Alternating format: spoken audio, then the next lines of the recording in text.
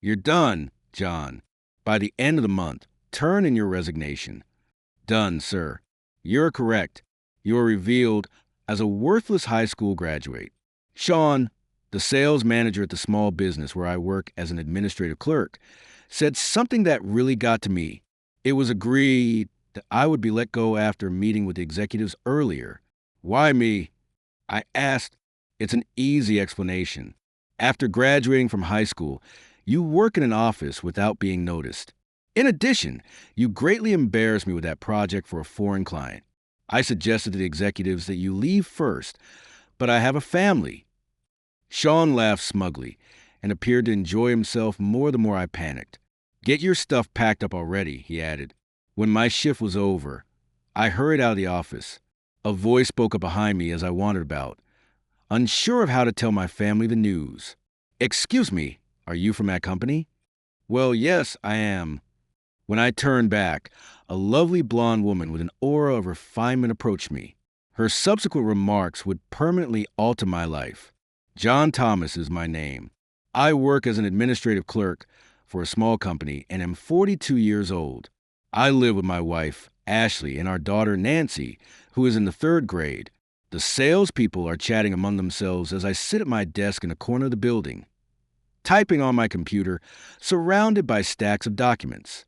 I always feel a little uncomfortable around them. Charles, one of my coworkers, came smiling at me.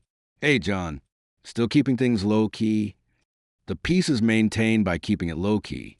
Staying undetected is the best. Dude, you need to put yourself out there. Come on, I've heard that you're in charge of planning the upcoming workplace party.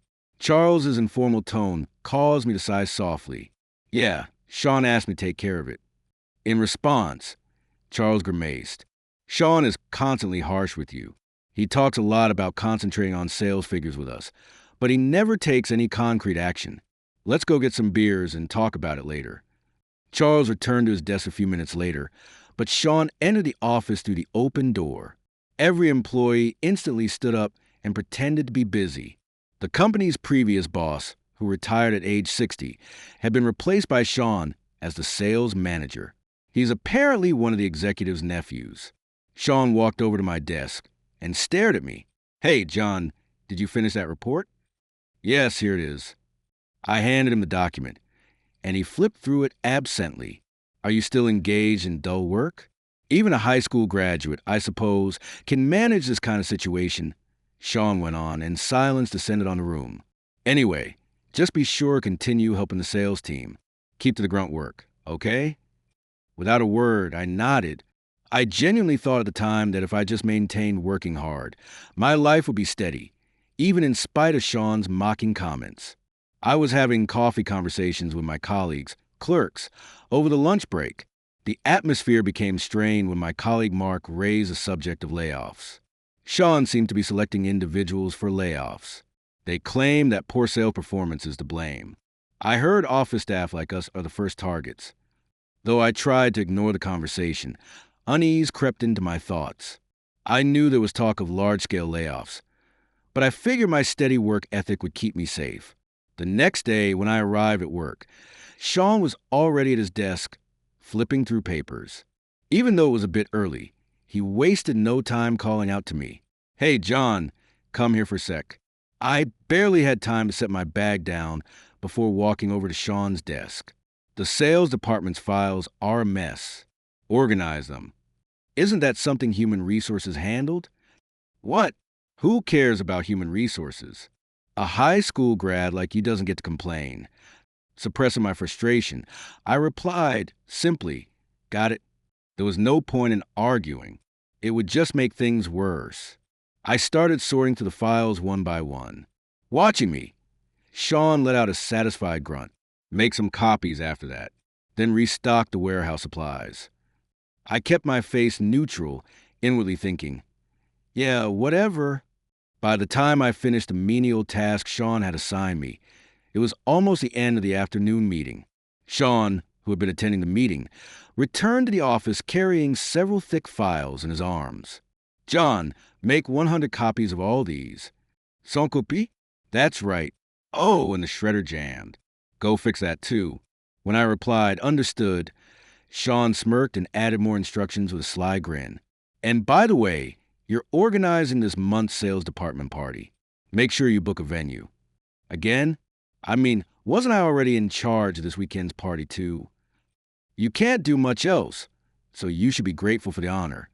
Cut me some slack. This is the third time this month. Though I wanted to voice my frustration, I held back. I nodded slightly to show my agreement.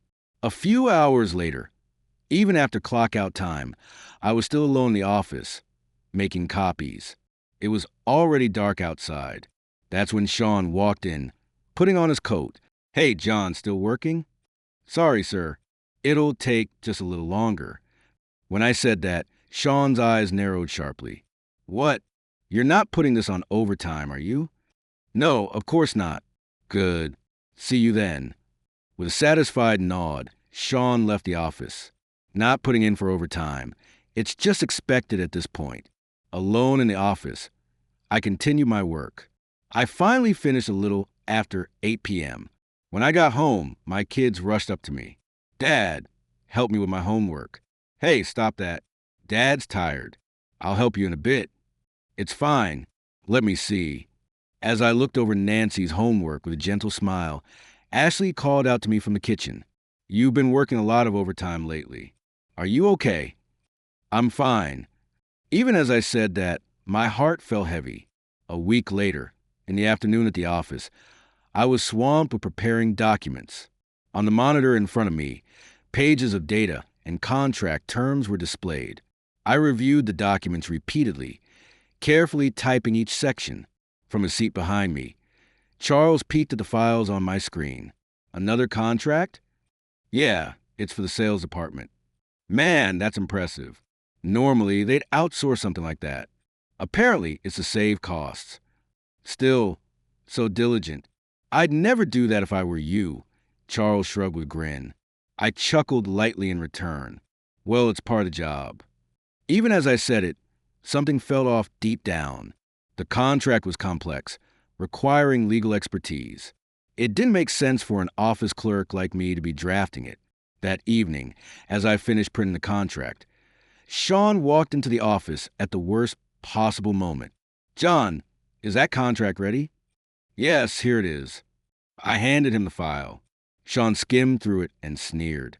"Not bad for a high school graduate." "Thank you."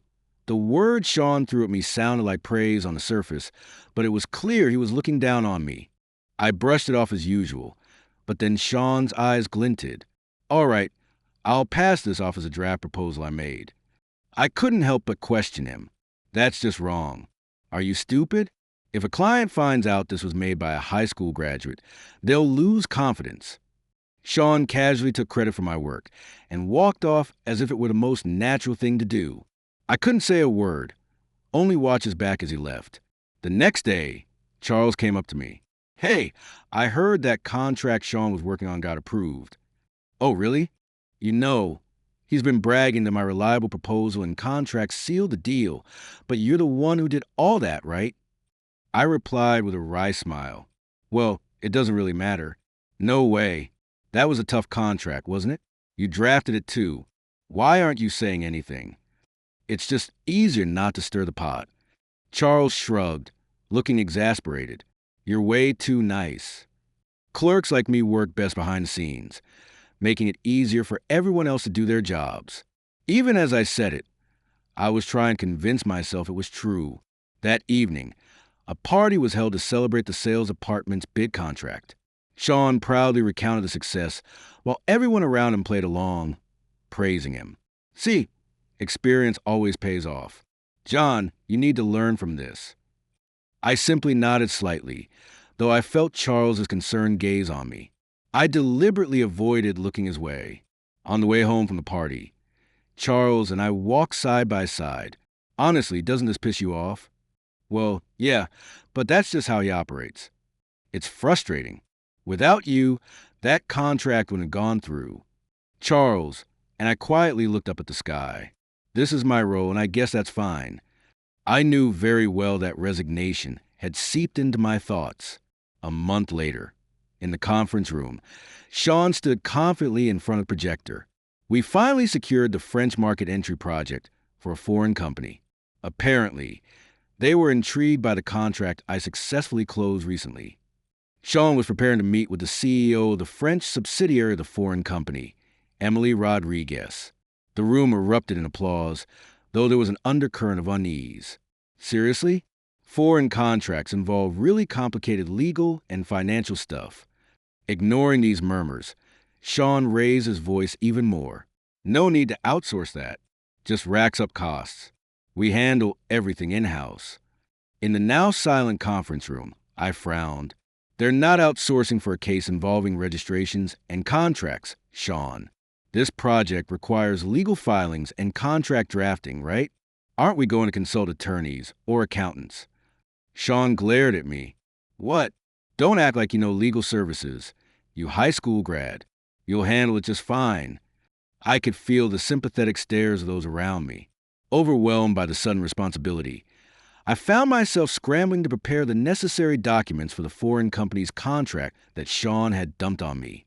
A few days later, skipping my lunch break, I was poring over a mountain of contract clauses to draft the documents. My desk was piled with books, and my monitor displayed pages of dense legal terms. Is it done yet? I'm doing the final checks now. Just then, as I reviewed the drafted contract, I noticed something important. Just send that file to my email already. Wait! Sean snatched the mouse out of my hand and forcefully took control of my computer, sending the file to his email. Well, Sean, there's a mistake. My signature is still on it. Please make sure to remove that before sending it to the client. Yeah, I got it. Good work. Sean waved me off dismissively, his annoyance obvious. On the day of the meeting, Sean returned to the office and called me over to his desk. Hey, John, what is it? You put your signature on the contract, didn't you? You're not even certified. I was humiliated out there. I had assumed Sean would have fixed that, but apparently, he didn't even bother to check and submitted it to the client as it was. I'm sorry, you idiot. CEO Rodriguez pointed it out, and I had to cover by saying it's just a legal draft, but it's already been sent to client.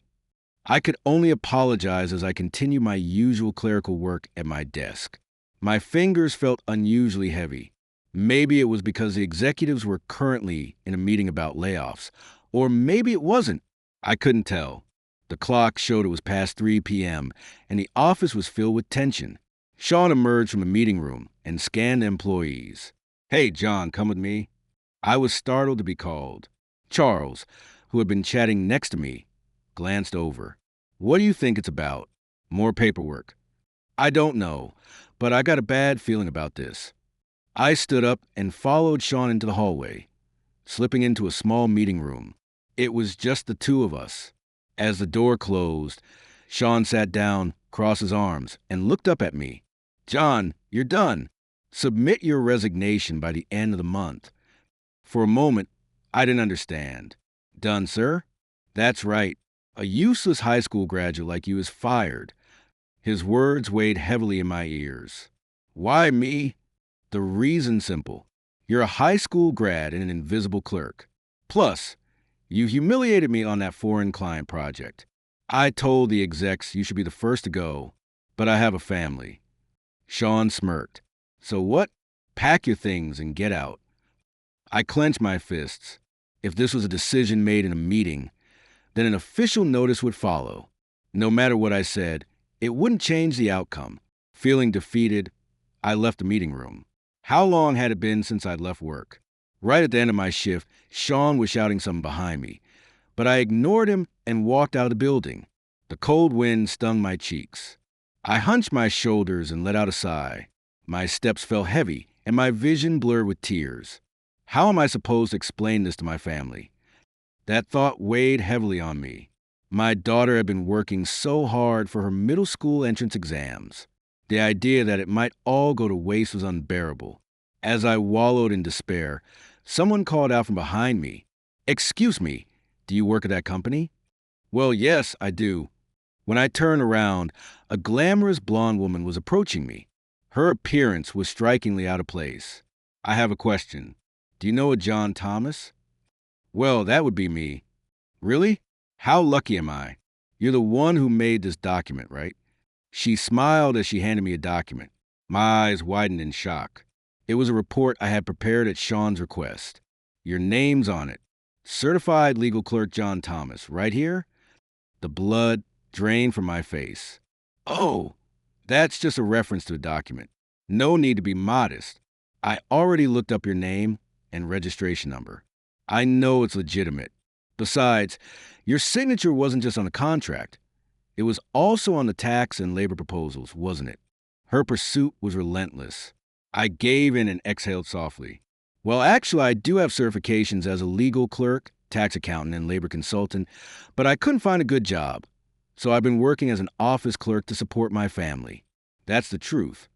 After graduating high school, I worked while dedicating myself to earning certifications, believing they would be a strong asset when I applied to my current company. I already held legal clerk and tax accountant certifications. I even listed them on my resume, but no one brought it up during the hiring process. Later, I realized I needed another certification as a labor consultant, but high school graduates didn't qualify for the exam, so I enrolled in a correspondence community college, which is a fond memory now. I knew it. You're an interesting person. Incredible, really. I look forward to working with you as our go-to person from now on. That might not be possible. I've already been scheduled for a layoff. The blonde woman's face showed surprise. A layoff? Yes, I'll be unemployed starting next month. She paused to think for a moment, then smiled. Well then, how about working for us at 10 times your current salary? What? I blinked, repeating her words in disbelief. 10 times? Of course. I mean, someone certified as a legal clerk, tax accountant, and labor consultant who can draft flawless documents. Getting laid off? That's absurd. Though bewildered, I could sense from her serious gaze that she wasn't lying. Allow me to introduce myself properly. I'm Emily Rodriguez. She handed me her business card. I'm the CEO of the French branch, representative for an enterprise. Emily smiled warmly. That's right. I was sent by our headquarters to spearhead our entry into the French market. Apparently, she held an MBA and was also a licensed attorney. She was what you'd call a true top-tier elite. I was speechless. Why would someone like you... I wanted to know about you directly. I was curious if we could recruit such a talented individual. Feeling uneasy, I lowered my gaze. You should put those certifications to good use, Emily said lightly, tapping the contract with her finger as she continued. Normally, companies outsource registration, taxes, and labor issues separately, but if we have you, all of that can be handled in-house. I see. I responded, realizing having all three certifications at once was practically unheard of. Emily laughed, clearly enjoying herself. Work like this costs hundreds of thousands of dollars annually to outsource, but you could handle it alone. We pay you the equivalent of 3 employee salaries. 3 salaries? I couldn't believe my ears at her proposal. The foreign company Emily worked for had only a small presence in the French market, but they were now planning a major expansion with a large office. However, to operate smoothly in France, they needed to navigate complex legal, tax, and labor processes. Outsourcing these services was expensive, slow, and often lacked a necessary understanding of French regulations. When Emily learned about my qualifications and skills, she immediately decided I was the perfect fit. Someone who could cut costs and increase efficiency dramatically. I'm about to lose my job, and I don't think I can handle such a big responsibility, I said, feeling hesitant. Hearing my response, Emily looked at me with a serious expression. You're underestimating yourself. That's exactly why I want you to work with us. Let's continue this conversation somewhere more comfortable. With confidence, Emily started walking, and I hurried to follow her. She entered a nearby cafe, sitting in front of coffee. I felt tense. Expanding into the French market comes with complex labor and tax challenges. Outsourcing to external experts takes time and is outrageously expensive, Emily explained. That's true. Many foreign companies don't have a deep understanding of the French market. That's exactly why they need someone who knows French business practices and has hands-on experience. Her explanation made perfect sense. Emily took a breath and looked me straight in the eye. You're not just someone with certifications. You've actually drafted contracts and even prepared tax proposals. That's proof of real world experience, not just textbook knowledge. But I didn't think what I did was that impressive, I said, feeling modest. Emily smiled. The fact that you think it's ordinary makes it even more impressive. Please take some time to think about it. After returning home, I shared the conversation with Ashley. A tenfold salary increase? Is that even possible? It's a foreign company, but still, it feels unreal, I replied. Even as I said that, my decision was already made. The next day, I handed my resignation letter to Sean. The moment he saw it, he grinned smugly. Well, well, I'm thrilled you made up your mind so quickly. After yesterday, this makes the layoff process much smoother. I didn't say anything. Charles cried, but even that didn't shake my resolve. So, at the end of the month, I left the workplace where I had spent so many years. The following month, I found myself at the French branch office, where Emily was the CEO. The office was sleek and modern, with large windows offering a panoramic view of the city. Feeling a bit nervous, I waited for Emily in the conference room. A moment later, Emily entered. "Thanks for waiting, John." With an elegant gesture, she took a seat and smiled warmly. "Today's the day we finalize your contract. Let's make it official."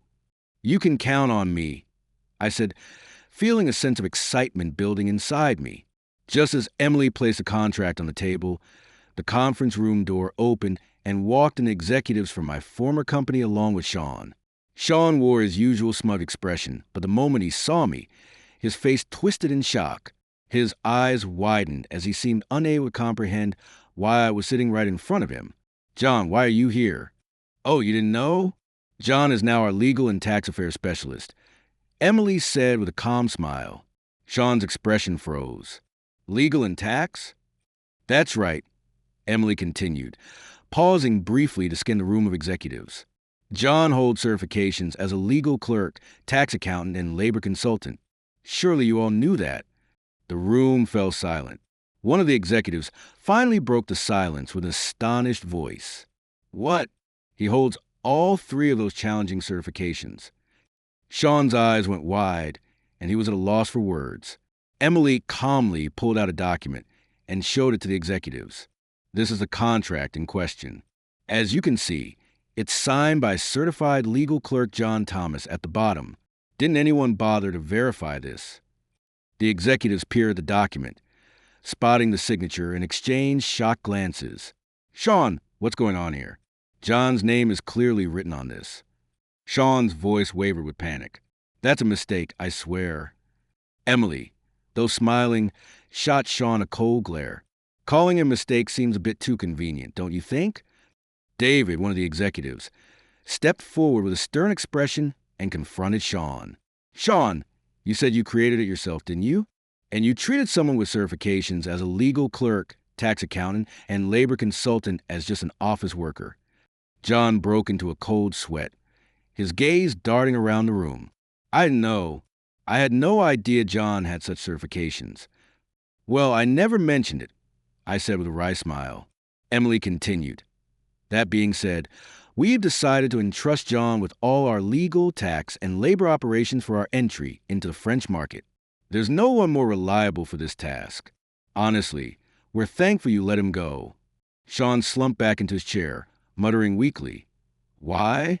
How could a high school graduate clerk?" Hearing Sean's words, Emily turned her gaze to him. "Perhaps you should stop judging people's worth based on their education level." 1 month later, less than a month after I started working at Emily's company, I got a call from Charles on my cell phone. "What's up?" "Hey, it's been a while. Guess what? Things at our company have gotten hilarious." "What do you mean?" Charles told me that the moment I left, multiple clients began reevaluating their contracts. Apparently, the contracts and documents I had meticulously prepared were now a mess. Projects weren't running smoothly, deadlines were being missed left and right, and the company was falling apart. In the middle of all this chaos, Sean was reportedly shouting, "How can losing one high school graduate clerk make contracts disappear?" "And your resume has become a big deal too," Charles added. "Apparently, Sean went back to check the resume you submitted when you joined. He probably wanted to nitpick and criticize it for not mentioning your certifications. But, of course, you had listed all your qualifications. Frustrated, Sean stormed into Human Resources Department, yelling at the top of his lungs. Hey, Human Resources, did you even look at John's resume when you hired him? He had legal clerk and tax accountant certifications. Charles said Sean's shouting was so loud it reached his desk. Curious, Charles edged closer to listen to the argument between Sean and the elderly human resources manager. The HR manager, flipping through papers with sheepish smile, said, "Well, you see, my eyesight isn't what it used to be." I didn't notice. You didn't notice? Then what did you even look at when you hired him? Sean demanded. The HR manager calmly replied, "He seemed like a good person, and most importantly, he looked serious. I thought he'd be a great hire." "So you let a resume that valuable slip through just because of that?" Charles said. Sean covered his face, groaning in frustration. "Anyway, I've decided to leave this company too. I'm planning to find a new job where I can level up, maybe even at your company." "Sounds great. I'm rooting for you." "Thanks. Oh, and if Sean tries to call you back, just ignore him, okay?" As Charles predicted, Sean called me later that day. "Hello? Oh, John, how have you been?" "I'm doing well, thanks to you." Sean's tone turned ingratiating. "Listen, could you come back to the company? We really need you. Things just aren't the same without you." "Well, I've already started working at my new company, and I don't see any reason to return." "Come on, please. I'll give you a raise and even a better position." Hearing the desperation in his voice, I couldn't help but smile. My decision's final. "This is bad. The execs are blaming me for letting you go. If this keeps up, I'll lose my position." "Baiting you? It's too late for that. Goodbye." I hung up, Sean's frantic voice still lingering in the background. In the end, Emily's company terminated its contract with the firm. The losses reportedly amounted to hundreds of thousands of dollars. "Why did you let John go so easily? Without him, the contracts wouldn't have been finalized in the first place," one of the executives asked. Though Sean repeatedly insisted he didn't know, his history of taking credit for the contracts I created made his claim unconvincing. It seemed he was demoted to take responsibility. The person you mocked as useless because he's a high school graduate is now earning over $100,000 a year at a foreign company. Quite the amusing turn of events, isn't it? Provoked by such a sarcastic remark, Sean's anger reached its peak, leading to a massive argument with the executives. As a result, Sean was demoted to warehouse management. Charles later told me that Sean, now overseeing the warehouse, was completely ignored by the younger employees. "Why am I stuck doing inventory checks in a place like this instead of suit?" Sean complained. "Could you organize the inventory data in Excel for us?" "Excel? How do you use that?" The younger employee gave Sean a puzzled look. "Wait, you can't use Excel? Seriously? Are you joking? That's wow. Unbelievable. I used to be the sales manager, you know? I closed major contracts and was even praised in front of everyone." "Yeah, well, that's not relevant now. Just get done, okay?" Charles said he witnessed this exchange when he stopped by the warehouse one day. "The guy who used to call you a useless high school grad is now being mocked as an incompetent manager himself." Charles lamented. "Since I'm planning to switch jobs soon, I won't be able to use Sean's downfall as entertainment over drinks anymore." On the upper floor of an office building, I was in a glass-walled conference room presenting materials to the executives of the foreign company. As I projected slides, I confidently continued my explanation. "This contract applies special measures to mitigate financial risks."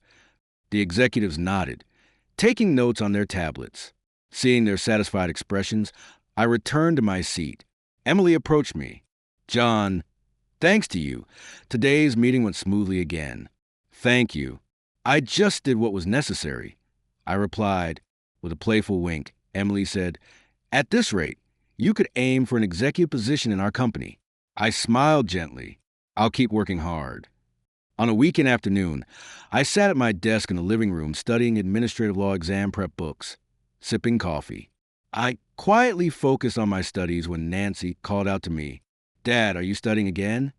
Yeah, I want to be able to do even more things. Nancy looked at me with sparkling eyes. Dad, you're amazing. So cool. I couldn't help but laugh shyly at her words. Not at all. I'm still learning, you know. Dinner's ready. Nancy and I replied in unison. Coming, I said as I headed to the dining room. The table was filled with warm dishes, and a calm atmosphere enveloped us. Work seems to be going well, Ashley commented. Yeah, this company is fulfilling. I want to take on even more responsibilities. Ashley gazed at me for a moment before smiling softly. I'm glad you left your old company. I paused with my chopsticks, nodding deeply. Yeah, I really am. Just having my family smile was enough for me. That thought hadn't changed. However, I wanted to climb even higher. That ambition lit up my path forward.